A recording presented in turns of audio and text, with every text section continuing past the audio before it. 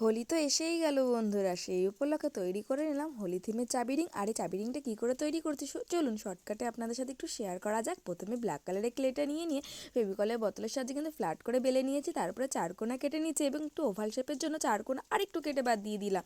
এরপরে অরেঞ্জ কালারের ক্লেটা নিয়ে আমি এখানে পিচকারিটা তৈরি করছি। আর বন্ধুরা, এখান থেকে যদি আপনারা ভালো করে না বুঝতে পারেন, আমার কিন্তু ফুল ভিডিওটাও আপলোড আছে, আপনারা চাইলে ওখান থেকে দেখে আসতে পারেন।